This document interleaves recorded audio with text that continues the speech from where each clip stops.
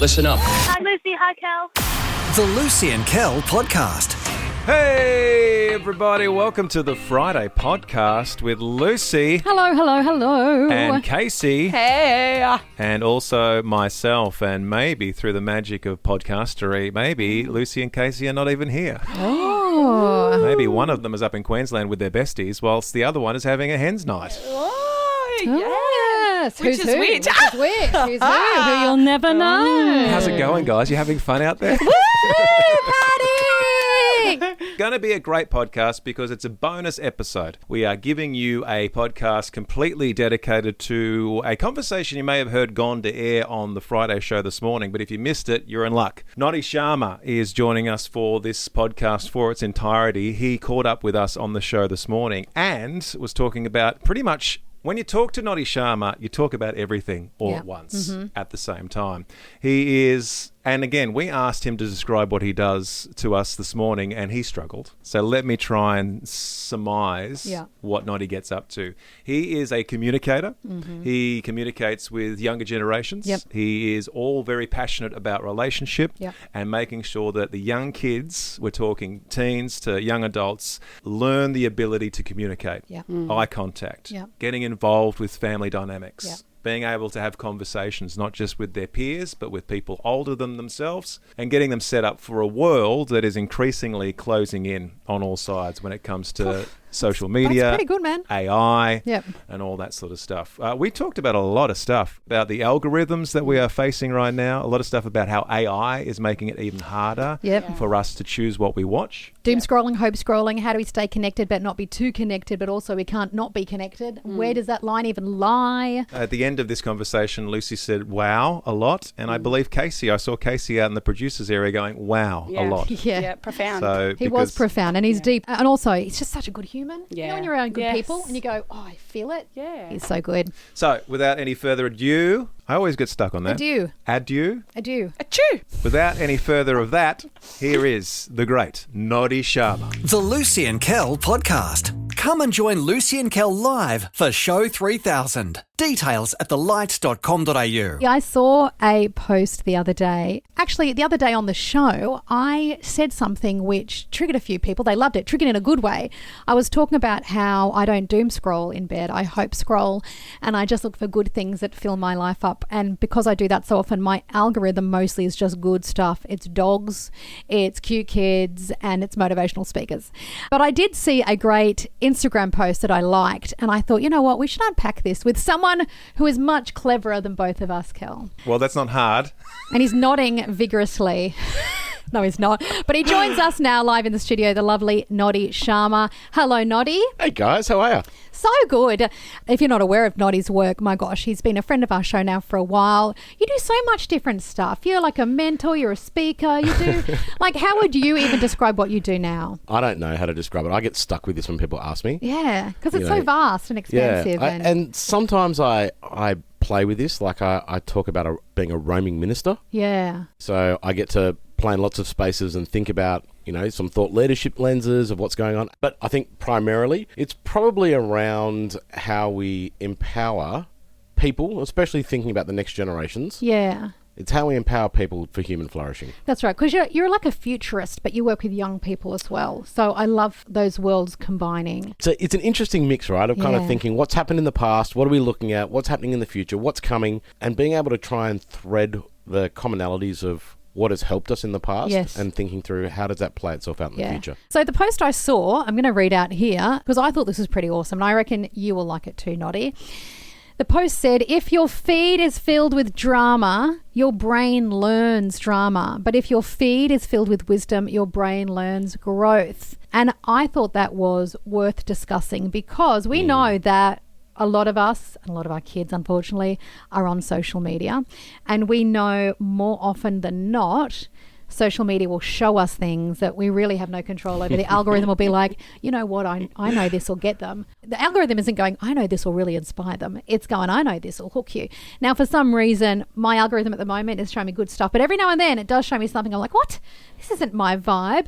But I try and just keep blocking and deleting anything that isn't good and true and worthy so that hopefully I can somehow just be shown that in the future. So let me know your thoughts about this. People's feeds on socials being filled with things that make them feel terrible. People forget they have the power to do something about that. 100%. And, you know, if we go back for a moment and we think about just the power of advertising, have you guys ever stopped to wonder, hey, why do I like the brands that I like? And whether we realize it or not, people, we are prone to being manipulated to follow what's been put in front of us. Billboards, there's a reason why people would pay premium prices for billboards in places that people were driving past twice a day, would see it sitting in traffic, and because subconsciously you start just drinking it in. Yeah. Now, the power of advertising has meant that companies have made billions of dollars off people worldwide through this power of almost this subconscious way of being able to instill something in us that makes us feel like, we need that in our life to either fit in, to feel like we're part of it, to actually be in, or we need it because that's going to help us. That's a creature comfort.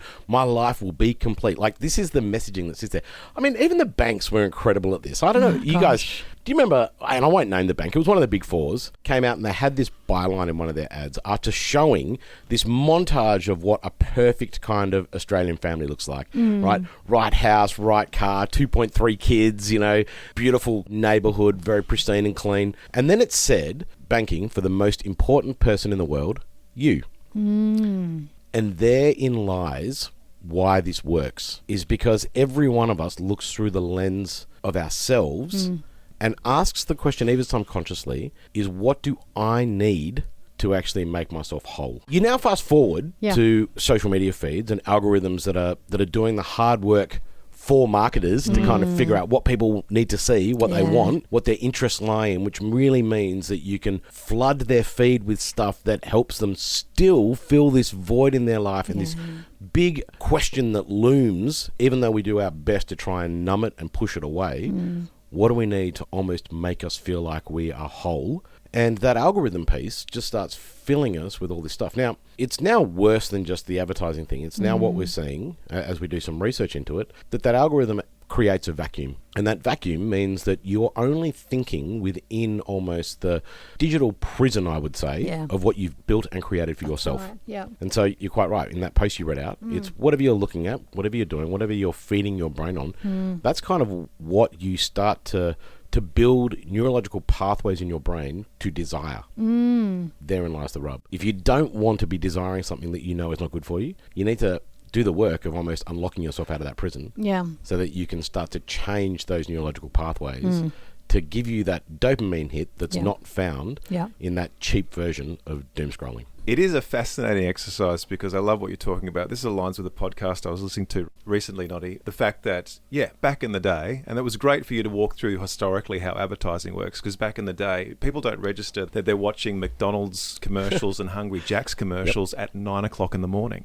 Because the plan is, we're going to throw this at you while you're watching morning TV. So by lunchtime, you're buying McDonald's and Hungry Jack's. They're not advertising at lunchtime. They're advertising at 7:30 in the morning.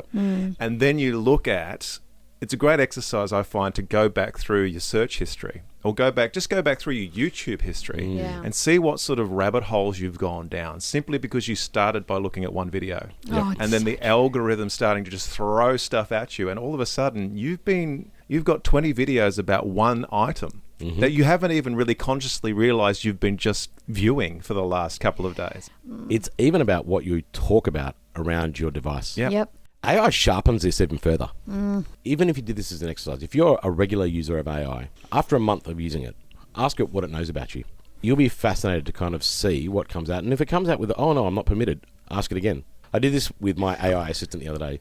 It knows a vast amount about me, including preferences and all sorts of stuff. Even something that's just happening in our everyday life that we're not even really aware of, that we're thinking, we're just having a conversation around this thing. And it's a bit of a funny moment and also frustrating. But our phones and the algorithm, the digital world that we live in, is no longer just a us and them. The thing is wildly integrated into our lives so closely that we're now at the point that we can't naturally separate ourselves unless we are dedicated in thinking through what do we need to do. The number one thing is, how do you almost go digital free for like even 24 hours? You start to realize, you get a glimpse of just how hard that is. Like, it's really hard. Something pops into your head. I need to know about that. your immediate response is to just grab your phone and look it up. Yeah, totally. We didn't used to be able to do that. And the answer was when you were trying to look for something, you would look it up or have to research it or have conversation. And herein lies my whole point, right? Instead of trying to be obsessed with getting the right answer, what if the goal was simply, when you had a question, to ask another human, what do you think? Yeah. Because you're not chasing the definitive answer to say this is the fact. You're chasing the process of how you grow your brain in understanding the non-verbal cues that are there, in understanding how we actually engage in this conversation, what someone else thinks. It should promote the next question to be asked, because in digital land, very rare that the next question gets asked. You talk about the fact that it's not just what we choose to look at anymore, it's the way we are living our life, it's what we are saying, it's what AI and our phones and our screens are all picking up about us. Yep. Step Step number 1, great exercise for the Light family listening in today. Try and go one day without any sort of digital interaction and see how you go. Yeah. The purpose of it is just to see how hard it is. Yeah. Because to your point, right, like here is the thing that we've kind of lost in society a bit. When you say we should be okay to ask the question, are we though? Because No. I don't think we are. No. It used to be that old adage of, there's no such thing as a stupid question. Well, actually now there is. That's so true. And- That's it, right? And asking a question that someone kind of rolls their eyes of, oh my goodness, just Google it, right? Yeah. They've missed the point of Missed the the interaction. point. Yeah. It's not okay to be wrong. So failure, it's frowned upon, right? So unless it all leads to success and having the right answers and looking the right way and being the right influencer and blah, blah, blah, there's no room for the mystery of not having the answers. Even as a parent, we don't feel like we can go, we don't know. Hey, Google. Like Yeah. the point being is, when did it become okay that we couldn't say, actually, I don't know. Yeah. Let's have a think about that. What do we think? Who could we ask? Yeah, who as could we opposed ask? to- It's a fascinating thing, and I've reflected on it a fair bit of why do we feel right now in our cultural moment, and when did we lose this beautiful permission we give each other to not be right? So very true. So say we try and take a day off our digital devices and we survive. And even we realise we hop into the car and we're not supposed to be using our GPS. We have to manually select the radio. Like, it's going to shut our life down for a day, but we'll realise how connected we are to devices. Yeah. In the world that we do live in, we are connected to our devices. Is there any real way we can have control over what we are looking at? Based on what you've laid out already, it does sound like the odds are stacked against us. The odds are 100% stacked against us. But Liz, what you do already of, block, ignore, only look up things you think are hope scrolling. I love that, by the way. That's so cool.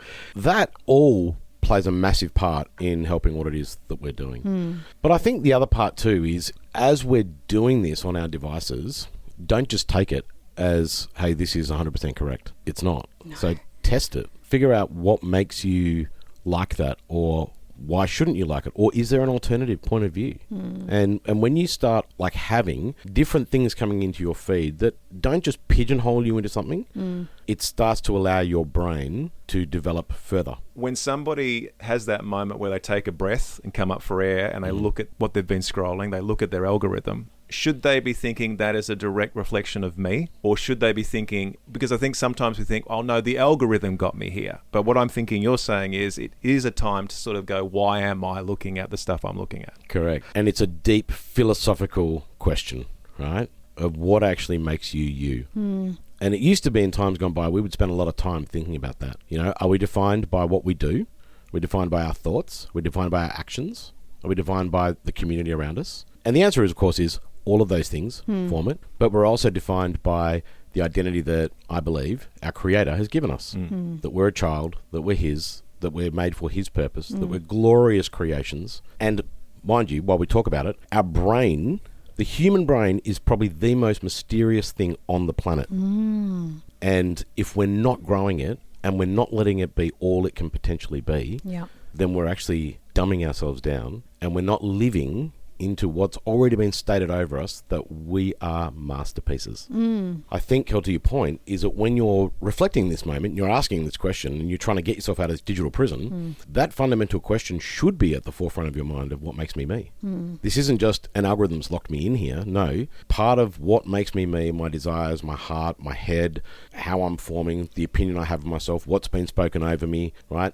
My built-in desire to almost conform, that all of these things are being pressed and magnified or almost locked down by the algorithm that's kept you there. Yeah. So if you actually believe, like I do, that you've been created to be extraordinary, Yeah. then the way you do that is to be able to think, how do I stretch myself, not shrink myself into a 16:9 screen? Never in the history of the existence of mankind have we been watched and monitored and assessed and categorized more in our life.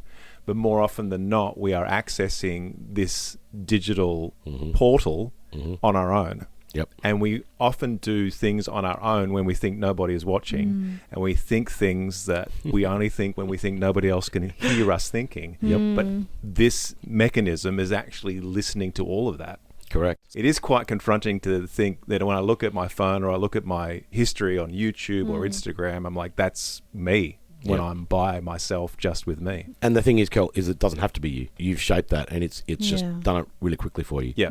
It's very effective in holding a mirror up to what's going on. Absolutely. Yeah. So, yes, the digital mirror that's held up. But here is the caveat in this that we probably need to understand. It's predetermined and pre-programmed that it's an agreeable mirror.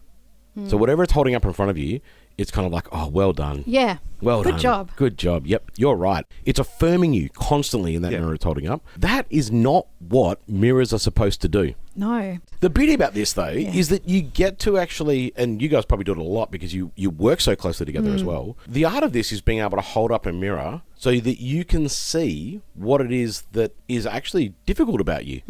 And here is the secret sauce, that you don't just become the holder of the mirror, you hand that mirror to the next person so you can see your own reflection in order to be able to figure out what's difficult about you. Yeah. And that's what the problem is with the digital mirror. There is no backwards and forwards here. No. It holds up this mirror and it tries to make you feel like it's okay. You're okay. I read a meme about it the other day. They're like, I felt so much better about that argument when I put it into ChatGPT and it told me I was right. Yep. Like, it's so true. It's not going to be like, you're really the wrong here. It's going to be like, you know what? Good on you. It's so very true. It's not a mirror. A mirror in real life shows every imperfection and it's fine. But that's not what a digital version of that does at all. I love that we talked about trying to separate ourselves from the digital world and just see if we can do it. You come to the realization that most of your life now is being monitored or is interacting in a digital way on some level. I love that you've talked about the fact that your algorithm is a reflection of you, but it doesn't necessarily mean that's who you are or who you have to be. I think we as an older generation have the ability to think a little differently about how we are accessing the digital realm, because I feel like we've known what's come before. We remember riding our bikes. We remember not having the internet. We remember not having the ability to call our mum if we were stuck at Southland. We just had to work it out because we didn't have the mobile phones. The younger generations, this is all they've ever known. So if younger people are listening, or if parents of younger kids are listening, what's the best way moving forward? What does somebody do to try and have a balance in life? I do know that we've been created to be human beings. Yeah. And that sense of being is such a powerful moment and such a powerful thing to think about. What does it mean to truly be something? Not just a consumer, not just someone who's going to stare at content or other people's lives and somehow wish that that was ours. Now, we do have to figure this out because especially with new laws coming in around social media and the age brackets around that, you know, parents, young people, you guys are going to have to think about how you fill what it is that once was the norm with something new. Or, dare I say, actually re-engage with something that is not new, that is actually old and has stood the test of time. Yeah. Relationship. One of the research pieces that we did was we conducted some stuff around what Australians are thinking about AI at the moment. Well, one of the stats that stood out to me is that more than 50% have said that AI is better at giving relationship advice than people. And at the same time, more than 70% believe that it will erode our human connection and emotional intelligence. So what we've got is on one hand, in our brain, we're going, oh no, this is better placed. Ask the question, why is it better? Why do you think it's better? Well, it's better because it's telling you what you want to hear. Totally. Right? It's not challenging you. No. It's telling you that you're right. Yeah. And that this is okay. Yeah. And why do you think it's dumbing your emotional intelligence? Because you know inherently that when you try what it is that they suggested, it doesn't leave your relationships any better. So my whole point is like, what can you do? Well, start thinking about what makes you human. And so it seems like this bit of a Durfred answer, but I actually think that instead of chasing the game is to try and get as many digital connections as possible. No, forget about that.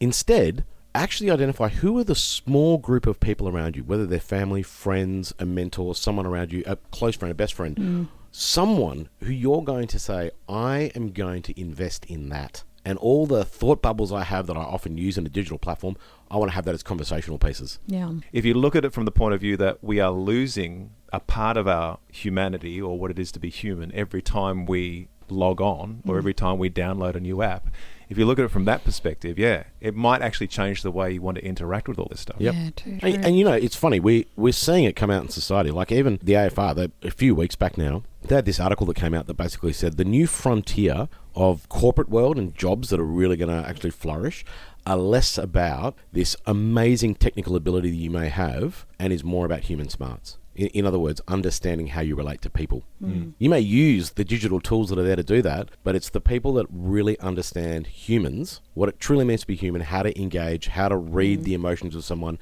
how to help them. Those things are the things that are really going to be the cutting edge. It's incentivizing that, isn't it? Because the power to lock us in and trap us in and advertise and sell. You can also use these tools to unlock people. Correct. Clearly what Noddy is trying to get us to do very early on. There's so much gold in what Noddy has said. I feel like I'm going to need to... I mean, surely so many of us, our heart is not to be controlled by the algorithm or locked into social media or addicted or obsessed with our phones. Like, I know people who are in that place, that's not their cry of their heart. It can't be, because we're made for so much more.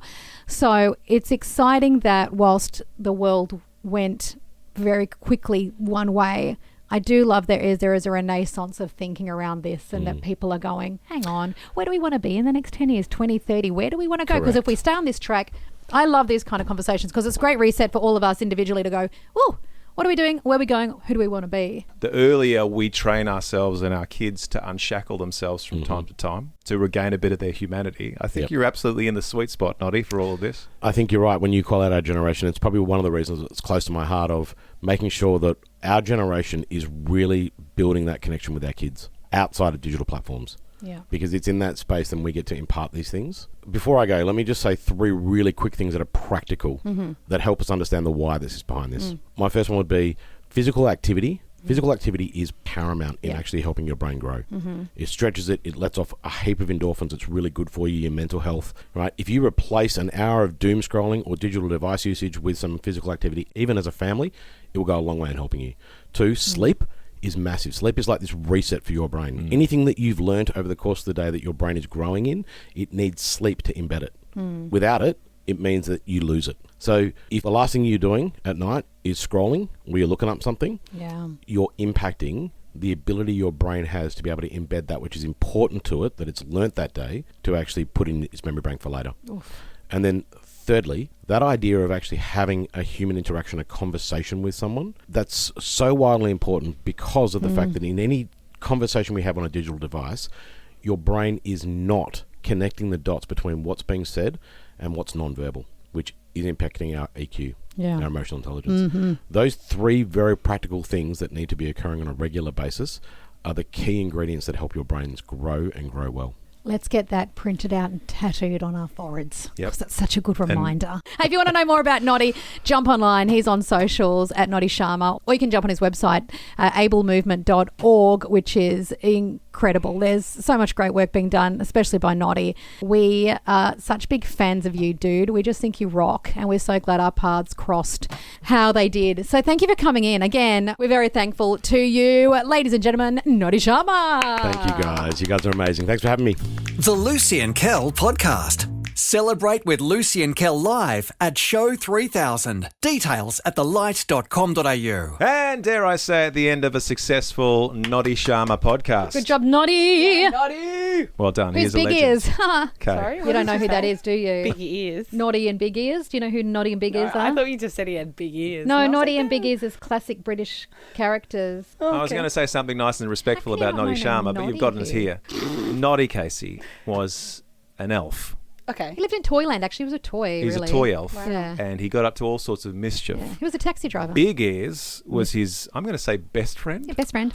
who was a gnome, I believe. Yeah. Cute. An older man with a white beard. Yeah. Together they drove around in a red car. You red and yellow, and there was Mr. Plod, don't forget. Oh, and Plodding the policeman. He was the law. Yeah, he was the law. He laid down the law a lot. I used to love Noddy because I was raised British, so he's very innocent. Anyway. You loved Noddy, Yeah. the children's television But also program. not the reboot of Noddy, thank you very much. But you also loved You also Noddy Sharma, who Yeah. was just... I would say I love Noddy Sharma more than I love the Sorry, elf. thank the... My frustration is that you're not here, you're in Queensland, and Casey is already on a hens weekend, and I'm still dealing with you here in real time. Talk about Noddy, the children's show, and not Noddy Sharma, the guest we've just spoken to on the podcast. Sorry, everyone. Sorry, Noddy. The real Noddy.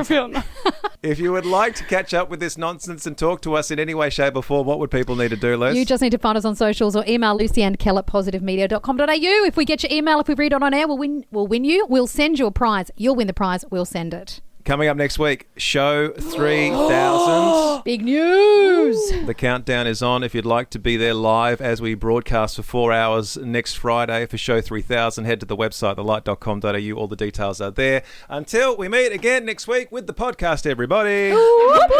Well, that's all for now. But you can download more podcasts anytime or catch Lucy and Kel live weekday mornings from 6 till 10 on 89.9 The Light. This is the end bit. This is the end bit. Woo! This is the end bit Yeah. of the show. And bit.